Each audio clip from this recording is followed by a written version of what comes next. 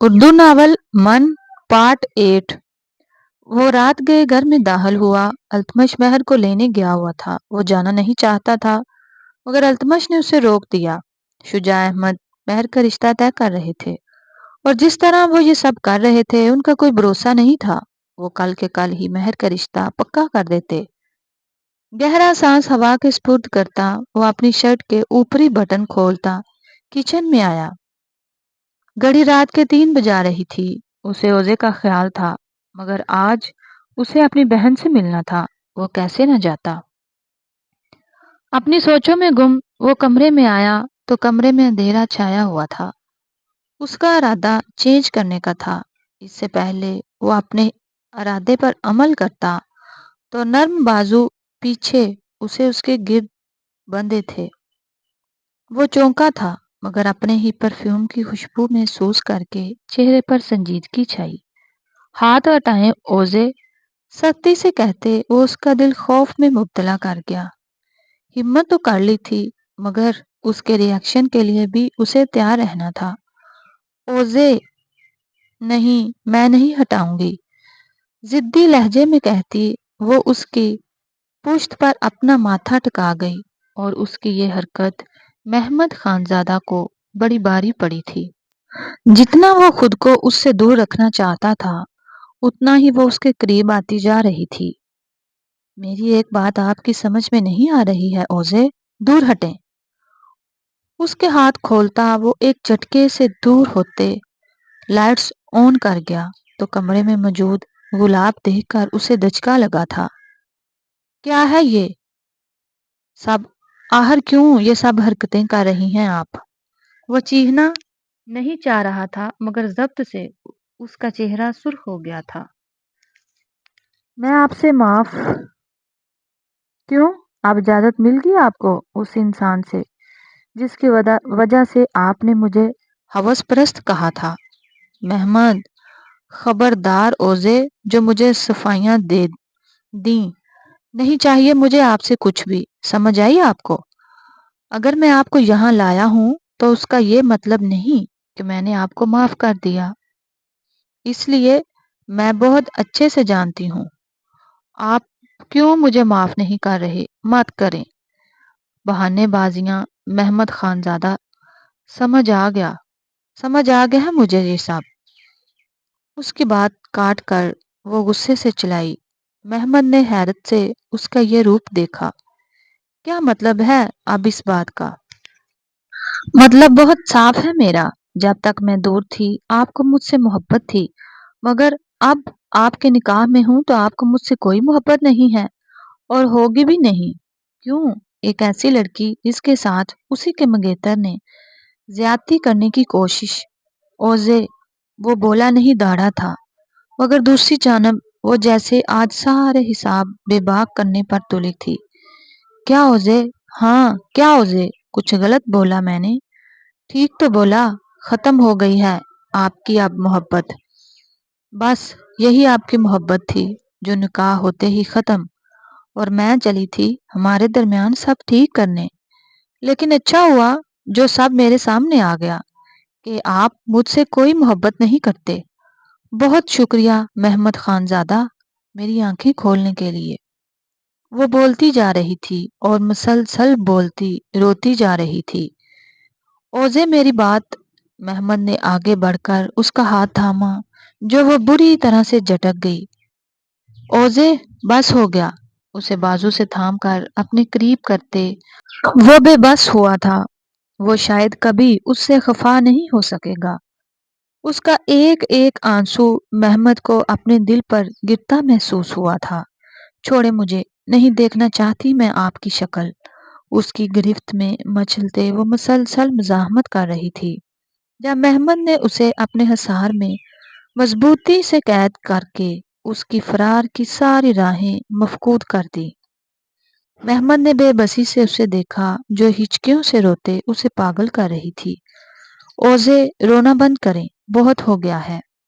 میں روؤں یا نہیں آپ سے مطلب، آپ بس مجھے سزا دیں۔ یار میں کون ہوتا ہوں آپ کو سزا دینے والا؟ مجھے نہیں کرنی آپ سے بات، چھوڑے مجھے۔ محمد نہیں چاہیے آپ کی جھوٹی ہمدردی۔ وہ بفر کر اس کی گرفت سے آزاد ہونے کو مچل رہی تھی۔ اس کی کوشش کو ناکام بناتے محمد اس کے چہرے پر جھکتے اس کی سانسوں کو اپنی گرفت میں لیتا اسے ساکت کر گیا تھا۔ اس طرح کی سچویشن میں محمد کی طرف سے اس طرح کی حرکت کی توقع تو اس کے وہم و گمان میں بھی نہیں تھی۔ ہوش کی دنیا میں واپس آتے اس نے محمد کے سینے پر مکے مار کر خود کو آزاد کرنے کی کوشش کی، مگر وہ تو جیسے ہٹنا ہی بھول گیا تھا۔ یوں ہی اسے باہوں میں بھرے وہ بیڈ کی جانب بڑھا تو صحیح معنوں میں اوزے کی آنکھیں پھیلی۔ وہ کیا کرنے والا تھا؟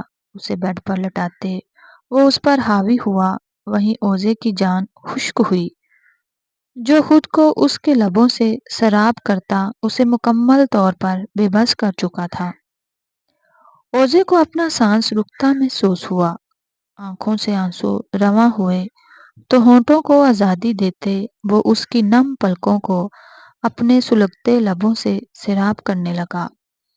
اپنے ہونٹوں سے اس کے آنسو چنتے وہ اوزے کو اپنے لمس سے پاگل کر رہا تھا۔ یہ سزا ان لفظوں کی ہے جو آپ نے اپنے لیے استعمال کیے ہیں۔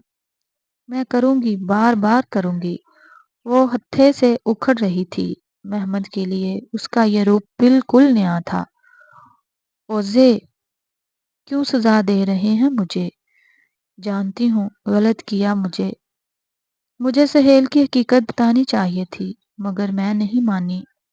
میں ڈرتی تھی، میں نے اپنے بابا کو کھویا ہے۔ محمد مجھے تو ان کی شکل بھی ٹھیک سے نہیں یاد۔ وہ کہتا وہ آپ کو مار بولتے بولتے اس کی ہچکیاں بن گئی تھی۔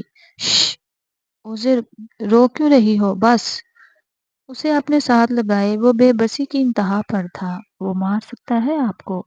اگر آپ کو کچھ ہوا تو میں مر جاؤں گی محمد۔ اس کا سینے پر سر ٹکائے دھوتی وہ محمد خانزادہ کے دل کی دنیا تہس نہس کر رہی تھی۔ اس کا ایک ایک آنسو محمد کو اپنے دل پر گرتا محسوس ہو رہا تھا۔ سختی سے ہونے بینچے وہ اسے خود سے لگائے ہوئے تھا۔ اگر آپ نے رونا بند نہیں کیا اوزے میں اس شخص کی جان اپنے ہاتھوں سے لوں گا۔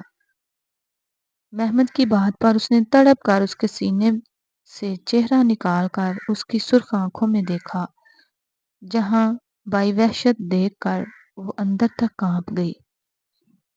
نہ نہیں، خدا کے لیے نہیں، میں نہیں رو رہی، آپ کچھ نہیں کریں گے پلیز۔ اس کے چہرے کو تھامے وہ خوف زدہ سی نہ میں سر ہلاتی محمد خانزادہ کا دل چیر کر رکھ گئی۔ اوزے کوئی کچھ نہیں کر سکتا، میں کچھ نہیں ہونے دوں گا آپ کو میری جان۔ اس کا چہرہ ہاتھوں کے پیالے میں بھرے اس کے ماتھے سے ماتھا ٹکائے وہ انگوٹھے سے اس کے آنسو صاف کرتا اس کا سرخ چہرہ دیکھنے لگا۔ اوزے میں آپ سے بہت پیار کرتی ہوں محمد، پلیز مجھ سے ناراض نہیں ہوں پلیز۔ اس کی سانسوں میں سانس لیتی وہ اس سے درخواست کر رہی تھی۔ میں نہیں ہوں ناراض۔ اسے اپنے ساتھ لگائے وہ اس کے بال سہلانے لگا۔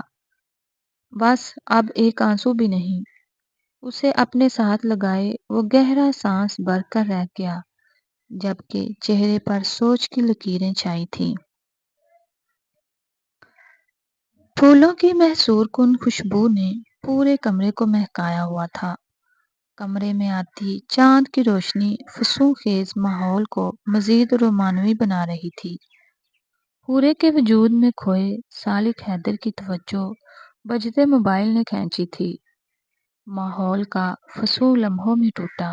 اس نے ایک نظر اپنی قربت سے سرخیوں میں گلی حورے کو دیکھا جو ایک بار پھر اس کے دل کو دھڑکا گئی تھی۔ اس کا ارادہ کال نظر انداز کرنے کا تھا، مگر بار بار بجتے فون پر حورے نے لرزتی پلکوں کی چلمن اٹھا کر اسے دیکھا اور پھر موبائل کی جانب دیکھا۔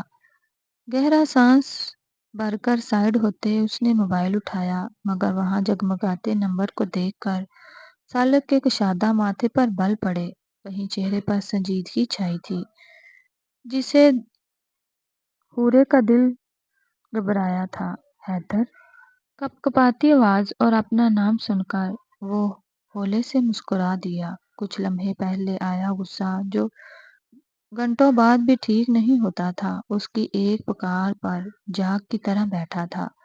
موبائل سوئچ آف کرتے وہ اس کی طرف کروٹ لیتا، اس کے سر کے نیچے اپنا ہاتھ رکھ کر اسے اپنے مزید قریب کر گیا، جس پر حورے کے معصوم چہرے پر حیا سے سرخیاں گلی تھی۔ جھک کر اس کے لبوں کو چھوتے وہ پیچھے ہوا جب حورے نے بغور اس کا چہرہ دیکھا۔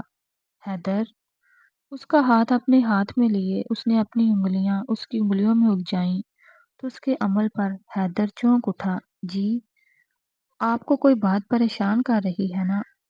اس کے فکر مند انداز پر مسکراتے اس نے نفی میں سر ہلایا۔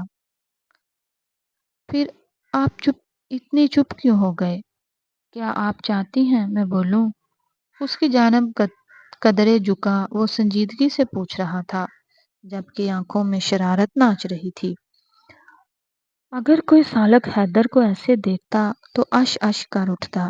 جی، بنا اس کی شرارت سمجھے اس نے جلدی سے سر ہلایا، جس پر مسکراتے وہ جھک کر اس کے چہرے پر حیا کے کئی رنگ بکھیر گیا۔ آپ صدمے سے اس کا منہ کھلا۔ آپ نے تو کہا کچھ بولوں، اور آپ کے لیے میری زبان یہی ہے، محبت کی زبان۔ اس کی بات پر حورے کا چہرہ سرخ ہوا، جبکہ اس کے چہرے پر جھکتا وہ ایک بار پھر سے اسے اپنی گرفت میں لے گیا تھا۔ اس کی سانسوں کو اپنی گرفت میں لیتے وہ مدہوش سا اس کے وجود کی نرمی کو محسوس کرتا اسے ایک بار پھر خود میں قید کر گیا۔ اس کے ہاتھوں پر اپنی گرفت مضبوط کرتے حورے نے اپنا چہرہ اس کی گردن میں چھپایا تھا۔ اس کے چہرے کو اوپر اٹھاتے وہ اس کے ہونٹوں کو چھوتا، اس کے چہرے کے ایک ایک نقش کو اپنے لمس سے سلگاتے اسے خود میں گم کرتا دنیا بھلا گیا تھا۔ صبح کا اجالا جالی دار پردوں سے نکلتا کمرے میں بکھرتا صوفے پر سوئے التمش کو بری طرح ڈسٹرب کر گیا تھا۔ آنکھوں پر ہاتھ رکھ کر بمشکل آنکھیں کھولے اس نے گھڑی کو دیکھا اور پھر خود کو جو صوفے پر آڑا ترچھا پڑا تھا۔ رات وہ کب یہاں سویا اسے بالکل بھی خبر نہیں ہوئی۔ ہوش کی دنیا میں آتے اسے سب سے پہلا خیال مہر کا آیا، جو اندر کمرے میں بند تھی۔ گہرا سانس لیتے وہ اٹھ بیٹھا، گھڑی صبح کے 7 بجا رہی تھی۔ صوفے پر سونے سے جسم میں اٹھتا درد محسوس کر کے وہ اٹھ کر سائڈ ٹیبل تک آیا اور دراز سے چابی نکال کر وہ اس کمرے کے سامنے آیا جہاں اندر مہر موجود تھی۔ چہرے پر مسکراہٹ سجائے لوک کھولتا وہ اندر داخل ہوا۔ پورا کمرہ اندھیرے میں ڈوبا ہوا تھا۔ دبیز پردوں سے آتی ہلکی روشنی کمرے میں جگہ بنانے کی ناکام کوشش کر رہی تھی۔ التمش نے ایک نظر بیڈ پر بے خبر سوئی مہر کو دیکھا۔ رات والے لباس میں وہ بیڈ پر بنا دوپٹے کے گہری نیند میں سوئی تھی۔ اس کے وجود کی رعنائیوں میں کھوتا وہ ہوش کی دنیا میں آیا۔ اپنی شرٹ اتار کر ایک طرف پھینکتے اس نے سب سے پہلے چینج کیا۔ شرٹ لیس وہ سیدھا بیڈ پر آتے اس کے پہلو میں لیٹے اس کا سر اپنے سینے پہ رکھ کر اسے اپنے قریب کر گیا۔ نازک نرم و ملائم وجود نے اس کے جذبات کو پوری طرح بھڑکایا تھا، جس پر بند باندھتے وہ اس کے ماتھے پر لب رکھتے سکون سے آنکھیں موند گیا۔ آنکھوں پر پڑتی سورج کی روشنی نے اس کی نیند میں خلل پیدا کیا۔ مدی مدی آنکھیں کھول کر اس نے گھڑی کو دیکھا اور پھر اپنی باہوں میں سمٹی حورے کو جو اس کی شرٹ میں موجود۔ اس کے چہرے پر مسکراہٹ بکھر گئی۔ اس کی شدتوں سے اس کا چہرہ ابھی تک لال سرخ ہو رہا تھا۔ اس نے کبھی نہیں سوچا تھا کہ وہ موو آن کر سکے گا، وہ شادی کر سکے گا اور اس کی زندگی میں کبھی روشن صبح طلوع ہوگی، مگر آج وہ دن آ گیا تھا جب اسے اپنا آپ بڑا خوش قسمت لگا تھا۔ اس کی پلکوں کو انگلی کی پوروں سے چھوتے وہ اپنی ہاتھ کی پشت سے اس کا گال سہلانے لگا۔ دل ایک بار پھر اس کی قربت کا تمنائی تھا، مگر وہ پہلے ہی اسے رات اتنا تنگ کر چکا تھا کہ مزید اسے تنگ کرنا اسے اچھا نہیں لگا۔ وہ نازک سی گڑیا اس کی تھی، اور یہ احساس ہی اس کے دل میں سکون کا باعث بنا تھا۔ اپنے سینے پر رکھے اس کے سر کو تکیے سے منتقل کرتا، وہ اس کے ماتھے کو لبوں سے چھوتے، اس پر کمفرٹر ڈالتا، بیڈ سے اٹھا اور الماری سے اپنے کپڑے لیے وہ واش روم میں بند ہوا تھا۔ وہ فریش ہو کر واپس آیا تو اپنے موبائل کا خیال آیا۔ بیڈ پر بیٹھتے اس نے اپنا موبائل آن کیا ہی تھا جب پیچھے سے حورے نے اس کی پشت پر سر ٹکاتے اس کے گرد اپنے نازک باہوں کا سہر باندھا۔ چونک کر سالک نے حیرت سے اسے دیکھا اور پھر کھل کر مسکرا دیا۔ وہ نیند میں تھی، اگر جاگ رہی ہوگی تو ایسی جسارت کبھی نہ کرتی۔ موبائل واپس سائیڈ پر رکھتے اس نے حورے کو آگے کر کے اسے مکمل اپنے سار میں لیتے بیڈ کراؤن سے ٹیک لگا لی۔ تبھی اس کا موبائل ایک بار پھر بجنا شروع ہوا تھا۔ وہ جانتا تھا کون اسے اتنے میسج کر رہا تھا۔ اسے یہ قصہ بھی ختم کرنا تھا۔ وہ بالکل نہیں چاہتا تھا کہ حورے کسی بھی قسم کی بدگمانی کا شکار ہو۔ حورے جان اٹھ جائیں، ہمیں گھر کے لیے بھی نکلنا ہے۔ چہرے پر آئے بال کو پیچھے کرتا وہ نرمی سے اس کے گال سہلانے لگا۔ نم ہاتھوں کے لمس پر حورے نے سرخ ہوتی آنکھیں کھول کر ایک نظر سالک کو دیکھا اور پھر اس کے شرٹ لیس وجود کو۔ اس سے لگی وہ بکھری سی حالت میں موجود تھی۔ لمحوں میں اس کے چہرے کا رنگ سرخ ہوا تھا، جس پر کہکا لگاتے سالک نے اسے مزید خود میں بھینچا تھا۔ وہ گہری نیند میں تھی جب اسے اپنا دم گھٹتا محسوس ہوا تھا، جیسے کسی نے کوئی بھاری بھرپور سامان اس کے اوپر لاد کر رکھ دیا ہو۔ ایک جھٹکے سے آنکھیں کھولے اس نے خود پر رکھے بوجھ کو دیکھا جو اس کی آنکھیں حیرت سے پٹی تھیں۔ التمش کو اپنے قریب، وہ بھی بنا شرٹ کے، دیکھ کر اس کا چہرہ مارے شرم کے لال ہوا، جبکہ وہ اس کی حالت سے بے خبر اسے اپنے حصار میں گہری نیند میں تھا۔ پیشانی پر بال ڈالے مہر نے پوری قوت سے اسے خود سے دور کرنا چاہا، مگر اس کوشش میں وہ مزید اس کے قریب ہوئی تھی۔ التمش کو ایک انچ بھی ہلانا اس کے نازک وجود کا کام نہیں تھا، مگر وہ ہمت نہیں آ رہی تھی۔ اسے خود سے دور کرنے کی خاطر وہ مسلسل کوشش کر رہی تھی، اور اسی کوشش میں اس کا پورا چہرہ سرخ ہو چکا تھا، جبکہ دوسری جانب وہ جو نیند سے جاگ بیٹھا تھا مسکراہٹ چھپائے اس کی کوششوں کو دیکھ رہا تھا۔ اف، اتنا وزنی انسان، پتہ نہیں کیا کھاتے ہیں، اس کو ایک انچ بھی نہیں ہل رہے۔ گہرے گہرے سانس بھرتے وہ واپس سے اس کے ہاتھ پر سر رکھ گئی۔ ایک تو کل سے کچھ کھایا نہیں تھا اور اوپر سے صبح صبح اتنی مشقت کر لی تھی کہ وجود میں اب بالکل بھی جان نہیں بچی۔ تھک کر اس کے ہاتھ پر سر رکھے اس نے ذرا سے نظریں اٹھا کر التمش کو دیکھا۔ کھڑے نکوش، گھنی داڑھی، مونچھوں سے ڈھکے انابی لب، کھڑی ستواں ناک اور اس پر موجود وہ ننھا سا دل۔ مہر گل کے دل میں ایک بار پھر اس کی محبت نے انگڑائی لی تھی۔ یہ وہ شخص تھا پہلی ملاقات میں بھی اس کے دل کو اپنا اسیر کر گیا تھا، جس کے خواب اس نے جاگتی آنکھوں سے دیکھے تھے، اور اب وہ ملا بھی تھا تو کیسے؟ وہ اس کے چہرے کو دیکھے گئی، دل میں اسے چھونے کی خواہش نے شدت سے زور پکڑا تھا۔ وہ اس لمحے کے سحر میں جکڑی، محبت میں لپٹی، آہستہ سے اوپر ہوتی، التمش کے ہونٹوں کو اپنے ہونٹ رکھتے آنکھیں موڑ گئی، اور یہ عمل کرتے اس کا دل اتنی زور سے دھڑکا تھا کہ جیسے ابھی سینے سے نکل کر باہر آ جائے گا۔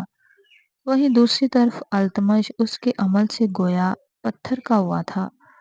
وہ اس کے لبوں کو نرمی سے چھوتی التمش خانزادہ کے ضبط کا امتحان لے رہی تھی۔ لمحوں کا کھیل تھا، اسے محسوس کر کے وہ پیچھے ہوئی تھی۔ اپنی ہی حرکت پر چہرہ حد سے زیادہ سرخ ہوا تھا۔ التمش کے لبوں پر لگی لپسٹک دیکھ کر اس نے خفت سے دانتوں تلے لب دبایا اور آہستہ سے اپنا ہاتھ اس کے ہونٹوں کی جانب بڑھایا، مگر تبھی وہ ہاتھ التمش کی گرفت میں آیا۔ وہیں مہر کی جان لبوں پر آئی تھی۔ کیا کر رہی ہیں مہر گل؟ اس کا نازک ہاتھ اپنی مضبوط گرفت میں لیے وہ ہلکا سا اس پر جھکا، جو سختی سے آنکھیں بند کیے بے سدھ پڑی تھی، جسے نہ جانے کتنی گہری نیند میں ہو۔ مہر، کیا آپ سو رہی ہیں؟ اس کے کان کے قریب ہونے لاتا وہ نرمی سے پوچھ رہا تھا۔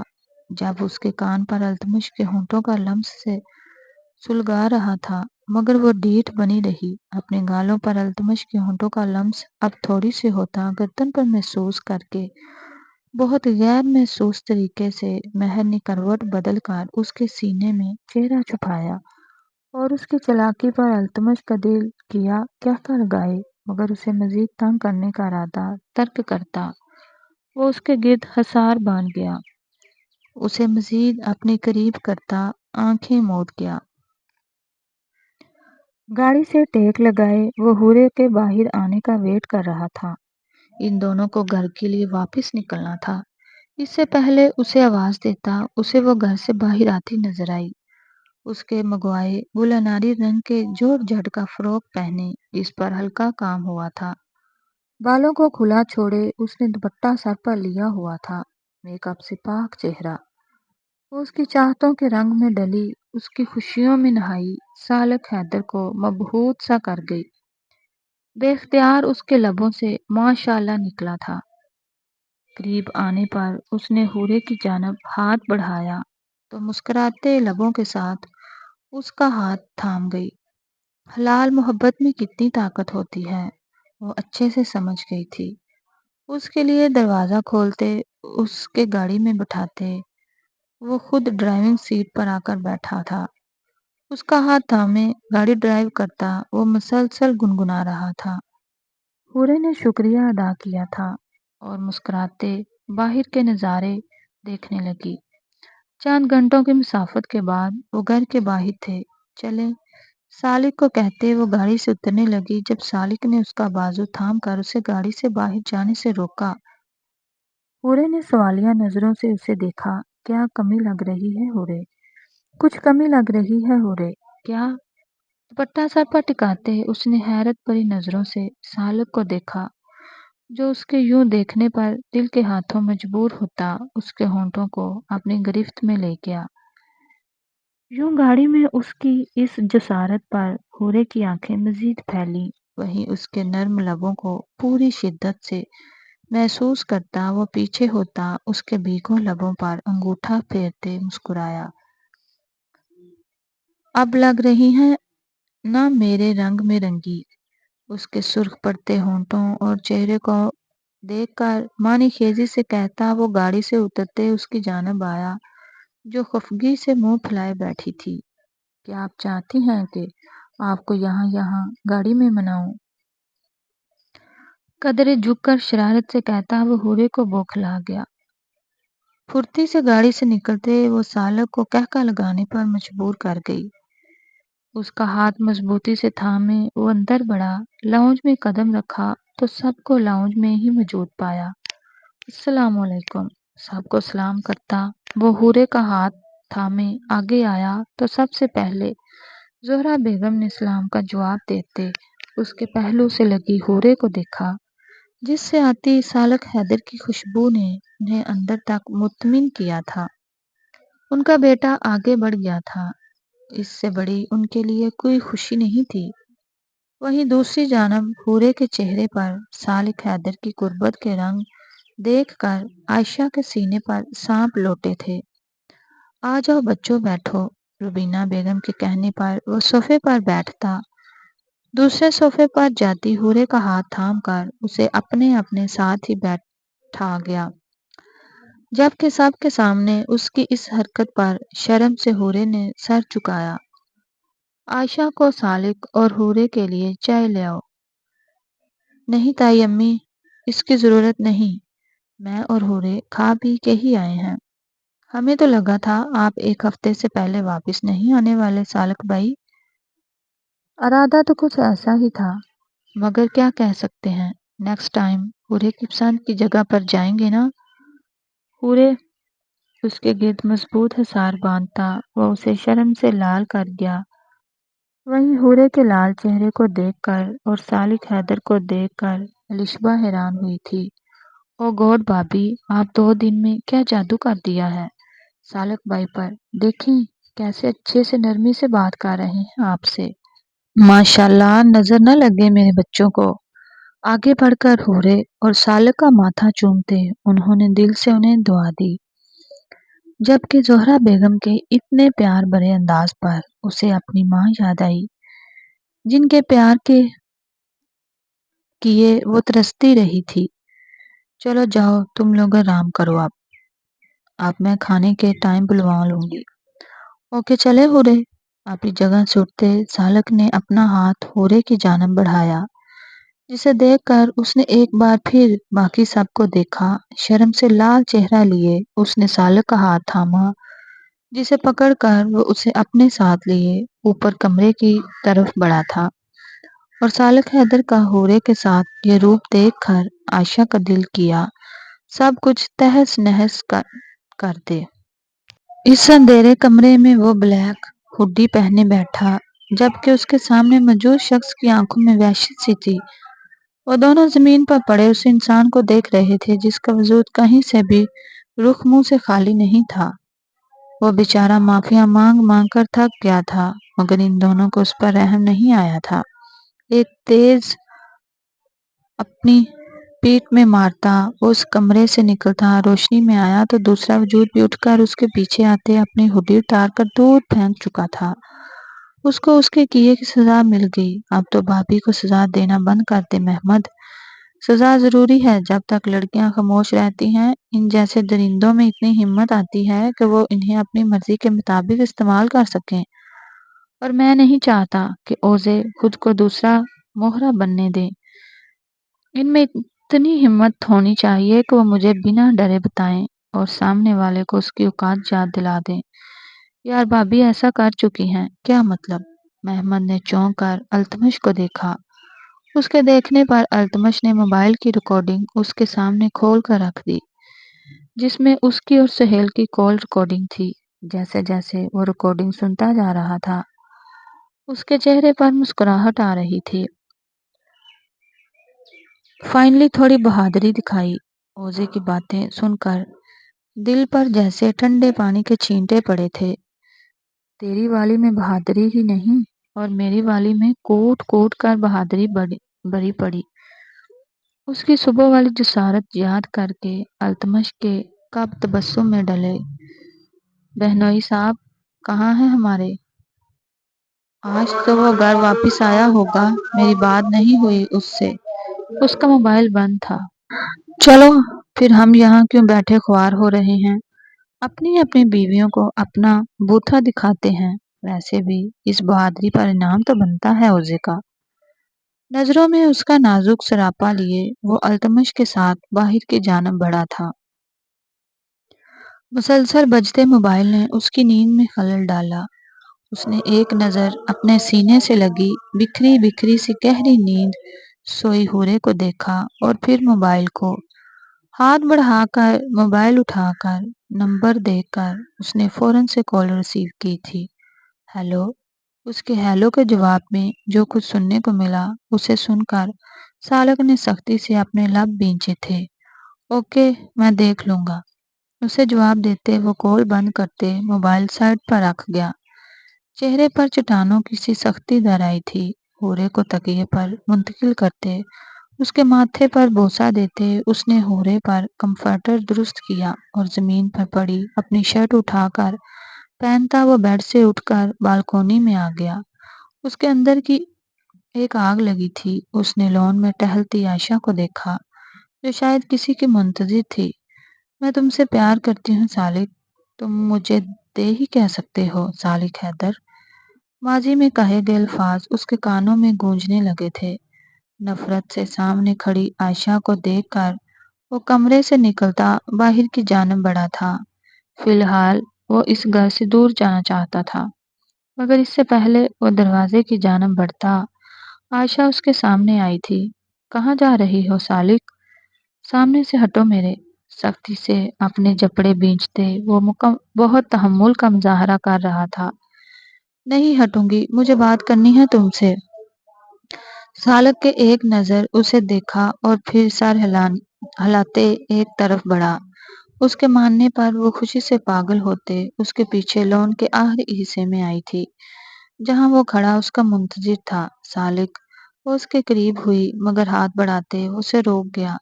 سالک کیوں کر رہی ہو ایسا؟ میں بھی جانتی ہوں تم اس شادی سے خوش نہیں ہو۔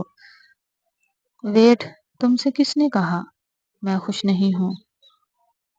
اس کے ماتھے پر پڑے بال دیکھ کر عائشہ کا حلق خشک ہوا تھا۔ سالک پلیز، جو ہوا میں مانتی ہوں میری غلطی تھی مگر میں یہ غلطی سدھارنا چاہتی ہوں۔ پلیز مجھے ایک موقع دے دو۔ تم حورے کو طلاق۔ عائشہ، وہ اتنی زور سے چیخا تھا کہ عائشہ خوف زدہ ہوئی تھی۔ آج کے بعد اپنے منہ سے یہ بات مت نکالنا ورنہ مجھ سے برا کوئی نہیں ہوگا۔ سالک حیدر حورے کا ہے اور اسی کا رہے گا، سمجھ آئی تمہیں؟ اسے کہتا وہ لمبے لمبے ڈوگ برتا گھر سے ہی نکل گیا جبکہ مارے ہی تک کے عائشہ کا چہرہ سرخ ہوا تھا۔ ریش ڈرائیو کرتے وہ ایک جگہ آ کر رکا۔ غصے سے اس کے دماغ کی رگیں تن سی گئی تھی۔ عائشہ کی باتوں نے اس کا دماغ گما کر رکھ دیا تھا۔ اسے دھوکہ دینے کے بعد بھی وہ اتنی ہمت رکھتی تھی کہ اس کے سامنے یہ بکواس کر سکے۔ وہ دونوں ایک ساتھ ایک ہی کالج اور ایک یونیورسٹی میں پڑھتے آئے تھے۔ سالک اپنی تایا کے سہارے پر تھا اور عائشہ اس کے لیے پیسہ سب کچھ تھا۔ وہ اس کے گھر آتی تھی مگر وہ یہ نہیں جانتا تھا کہ وہ اس کے گھر فراز کے لیے آتی ہے۔ فراز عائشہ کو پسند کرنے لگا۔ اس کے تایا نے اس سے چھین کر فراز کو عائشہ دے دی مگر قصور یک طرفہ نہیں تھا۔ تم کیسے یہ سادی ایسا مت کرو عائشہ، اس کے آگے گڑ گڑایا۔ میں اپنے مستقبل کا سوچ رہی ہوں سالک، تم مجھے کچھ نہیں دے سکتے۔ محبت کے سوا بھی اور ضروریات ہوتی ہیں۔ میں فراز سے منگنی کر رہی ہوں، پلیز مجھے بھول جانا۔ مجھے تم سے محبت نہیں ہے عائشہ۔ پلیز سالک، تمہارے پاس آخر ہے ہی کیا؟ ایک ناکام انسان ہو تم جو اپنے تایا کے ٹکڑوں پر پل رہا ہے۔ میرے ماں باپ کبھی تمہارے لیے نہیں مانیں گے۔ پلیز آئندہ مجھ سے رابطہ کرنے کی کوشش مت کرنا۔ اپنی بات کہتے وہ اس کی زندگی سے چلی گئی اور سالک وہ خالی ہاتھ رہ گیا۔ باپ کو کھو دینے کے بعد پہلی بار اسے اپنے یتیم ہونے پر درد ہوا تھا۔ اس کے تایا نے اسے باہر بھیج دیا تاکہ وہ ان کے بیٹے کی زندگی سے دور ہو جائے۔ وہ اپنے بچوں کی خوشیوں کے لیے کچھ بھی کر سکتے تھے اور سالک حیدر اس نے اس دن کے بعد پیچھے مڑ کر نہیں دیکھا تھا۔ وہ پہلے سے زیادہ مضبوط ذمہ دار بن کر ابھرا تھا اور اب سے اسے بس اپنے حال اور مستقبل کے بارے میں سوچنا تھا۔